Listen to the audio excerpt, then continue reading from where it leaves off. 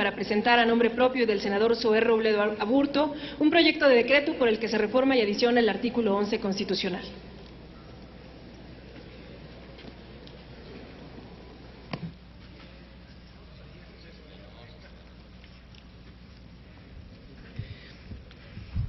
Con su venia, senador presidente, la migración y los problemas que enfrentan los migrantes en su tránsito por nuestro país no son temas nuevos, pero lo que sí es reciente es el interés que este fenómeno ha cobrado en nuestra sociedad.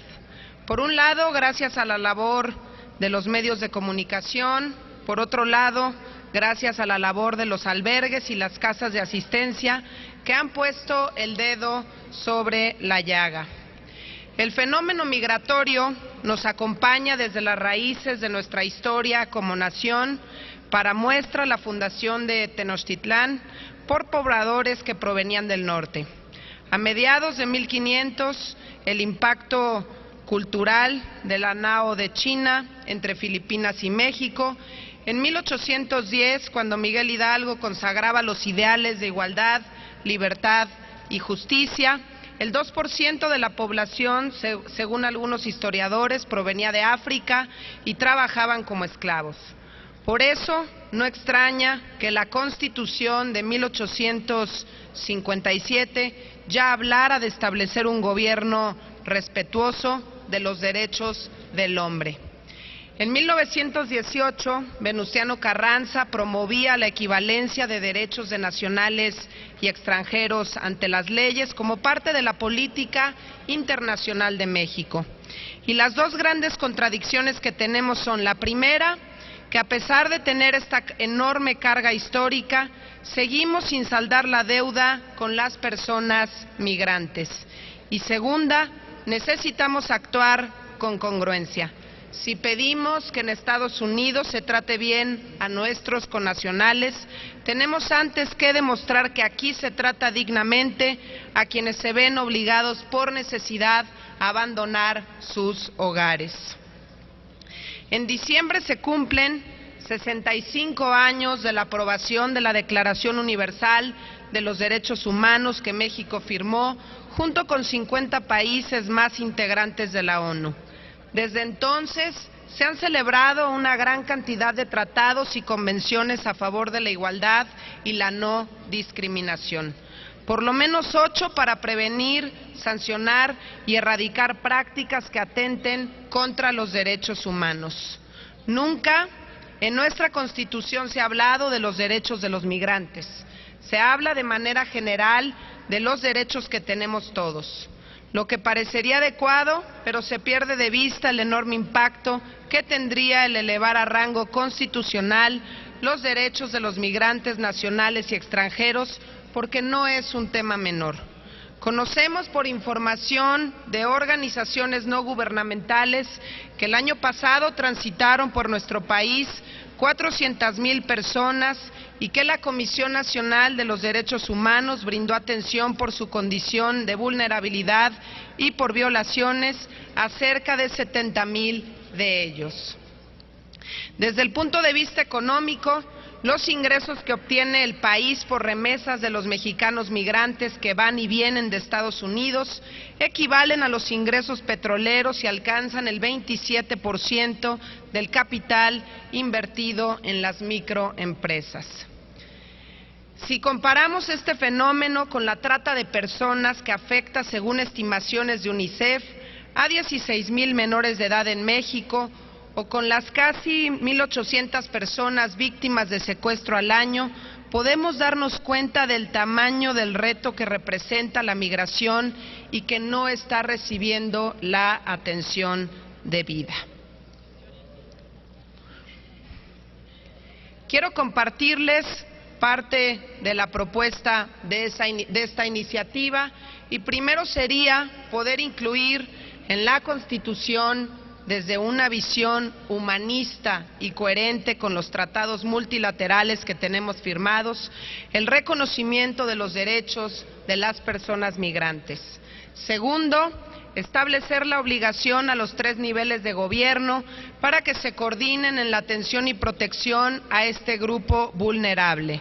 Con esto estaríamos evitando que los gobiernos estatales o municipales se laven las manos y que se pongan a trabajar realmente con el gobierno federal en este tema. Tercero, que el gobierno coadyuve en la medida de sus posibilidades con la labor que realizan los albergues y casas de asistencia a migrantes que hoy sabemos que están en el abandono, que se sostienen gracias a la buena voluntad de muchos mexicanos, pero que realizan una tarea titánica: cómo recibir, alimentar, brindar atención médica y cuidados a 500 o 700 personas en un solo día. Y cuarto, establecer claramente en la Constitución lo que ya ha dado resultado del derecho internacional, que señala que la situación migratoria irregular no impide el goce de derechos plenos, es decir, que ser migrante no signifique dejar de tener derechos, que no signifique perder la dignidad o dejar de ser persona. Los beneficios de esta reforma son varios. Nos pone a la vanguardia, nos sitúa en el mismo nivel de países reconocidos internacionalmente por su compromiso con la agenda migratoria, como Ecuador y Uruguay, que ya discuten en sus constituciones este tema. Segundo, nos da coherencia frente a la reforma migratoria de los Estados Unidos y frente a nosotros mismos. Es importante elevar este tema a rango constitucional si en los hechos somos uno de los países con mayor número de migrantes en el mundo. Estamos haciendo que nuestras leyes estén al día con la realidad que vivimos. Tercero, estaremos dando mayor fuerza a la responsabilidad que tiene el Estado en su conjunto con los migrantes.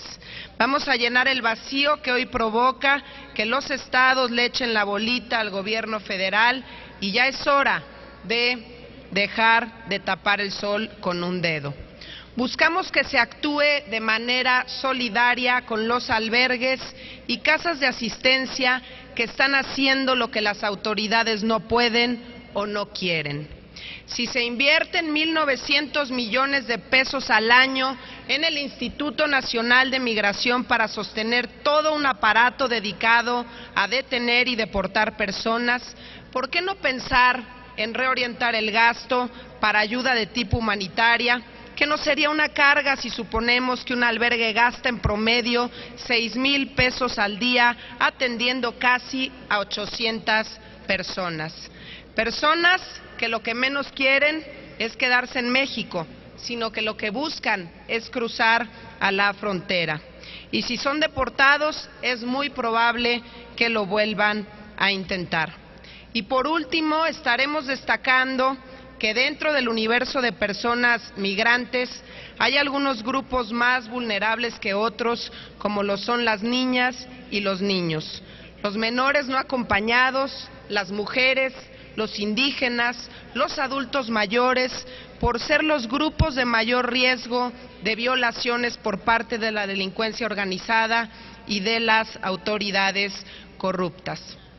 Quiero agradecer además al senador Zoé Robledo, a la senadora Laida Sansores, a la senadora Ana Gabriela Guevara, con quien hemos trabajado de manera muy intensa y nos hemos dado a la tarea además de recorrer algunos estados de la República para conocer de viva voz qué es lo que ocurre con nuestros hermanos migrantes de Centroamérica y qué es lo que ocurre también en todos estos albergues cuyos responsables son personas que realmente dan la vida por el prójimo y tienen muy pocos recursos para poderlos sostener. También agradecer desde aquí para la construcción de esta iniciativa de ley el trabajo hecho con Armando Vilchis, fundador junto con el padre Alejandro Solalinde del albergue Hermanos en el Camino.